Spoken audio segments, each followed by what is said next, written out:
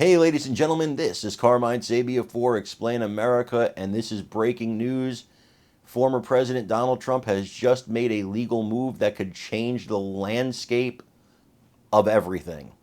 Before we get started, please make sure you like, comment, share, and subscribe. Those little things really help us out, and they help our channel continue to grow. Everything might be a strong word, but it can certainly change the landscape of journalism.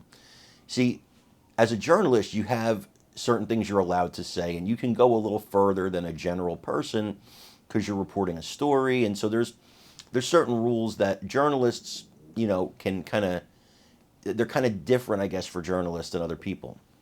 What you can't do is accuse somebody of being convicted of a crime they weren't convicted of. Now, this week, which is the name of his show, George Stephanopoulos interviewed Nancy Mace, and he continued to accuse Trump of being a certain word I'm not allowed to say on this platform that pertains to assaulting women, okay, in a manner that is sexual. Well, so he kept calling Trump this name, and Trump was never convicted of this crime. It was a civil lawsuit. Now, my opinions on that lawsuit and how weak it was and what a liar perhaps the plaintiff was are just my opinions. But I will say this, Trump is spot on here. You can't defame somebody. And now he's bringing a massive lawsuit against ABC News and George Stephanopoulos for what happened here. And again, don't blame him. Has to be done.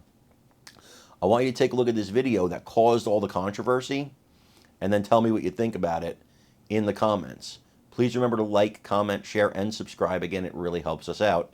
I'm Carmine Sabia for Explain America. We love you guys. God bless you. Take care, everybody.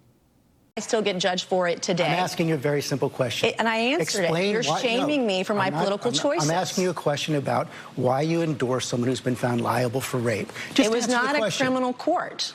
It was a civil court. It was a civil court. And by the way, she joked about the judgment and what she was going to do with all that money, and I find that offensive. I'm asking you about the man But as a rape victim who's been shamed for years now because of her rape, you're trying to shame me again by asking me this political question. You've repeated that again. I think it's offensive. As a woman, I find it offensive. My political choices, I've endorsed the man that I believe is best for our country. It's not Joe Biden. And you looked at the dueling rallies yesterday in Georgia. Laken Riley's family was with Donald Trump. They weren't with Joe Biden. The same guy yesterday that apologized for calling her killer an illegal, who wasn't illegal. And here you are trying to shame a rape victim. I find it disgusting. I mean, you keep saying I'm shaming you. You are. The question, it is. How is the question asking you about a presidential candidate who's You're asking a rape victim.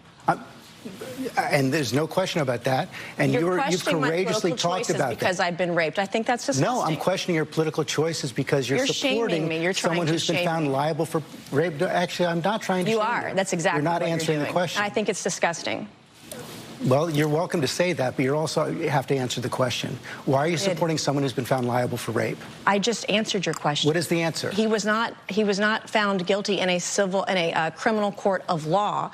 It was sexual abuse. It wasn't actually rape, by the way. And E. Jean Carroll joked about all the money she's going to get and made a mockery out of this case. And I think that's offensive. There's a reason why women don't come forward. And when you have someone who says that they're raped and they make a mockery out of this civil court judgment, it's offensive to other women. It makes it harder for other women to come forward when another woman has made a mockery of it. You said women don't come forward because they are afraid. They are afraid because they're defamed and shamed by those you're trying to shame me this morning. They are afraid to come forward, as you said, because they are defamed by those who commit the rape. That's what Donald Trump has been found guilty of doing. He defended himself over that and denies that it ever happened, but he was not found guilty in a criminal court of law.